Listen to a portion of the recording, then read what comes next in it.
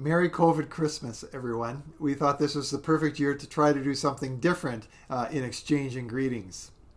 We should probably start our summary back just over a year ago when we welcomed our second granddaughter, Naomi Lydia, into our family on November the 19th.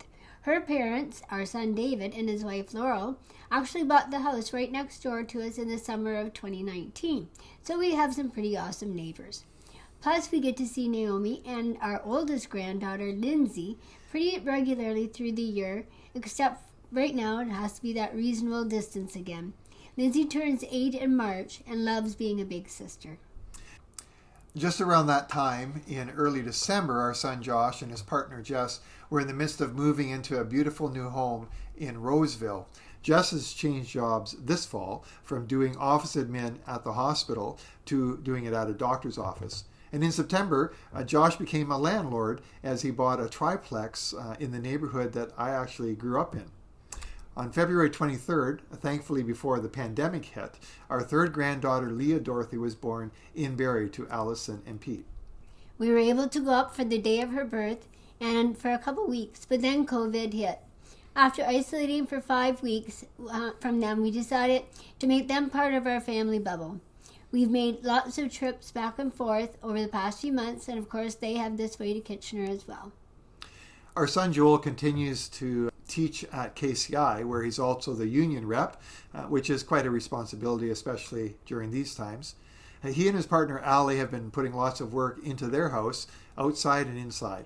Allie has 2 part-time nursing jobs as well in Burlington and in Waterloo. We were able to gather with our whole family a few times over the year, and the most extended time was when we were camping at the Pinery over the Labor Day weekend, as everyone was able to be there for at least part of the weekend. In June, I started a daily exercise routine that had me walking up and down the hills on the other side of St. Mary's Hospital. I've now done that about 180 times and have lost 30 pounds as of this week. I also took an online course about the New Testament in the summer, and with that, I completed the requirements for becoming a licensed pastor in our denomination. I kind of celebrated that by preaching my first sermon at our church. You might want to check it out if you're interested in seeing my acting ability or lack thereof, because I included some skits that I had done for the course. Unfortunately, our year has ended up on a more difficult note. I was in the hospital, admitted to the hospital for a few days in November with pneumonia and recovered from that, but did have to have a biopsy done to my left lung. When we got the pathology back, there was found a cancer in a small spot in my left lung, the bottom. So in the last few weeks, I've had many tests and many phone appointments with doctors, and it's all been made more complicated because I do have a chronic lung condition that's impacting on their decision. So we're holding on to the hope that one of the doctors gave us when she said that they will meet together to try to best figure out the best treatment for a cure. And that's happening next Tuesday, actually, December 22nd. If you'd like to be put on an email list, I've been sending out emails to update people about this journey. Just let me know. You can send me an email and I'll gladly add you to that. We continue to take Mom for dialysis on Mondays, Wednesdays, and Fridays, and usually are doing supper together those nights as well. She enjoyed getting together with her friends during the summer, but that's happened less now as the restrictions have increased. So she talks on the phone lots, and she's still driving, but she does get short of breath very easily.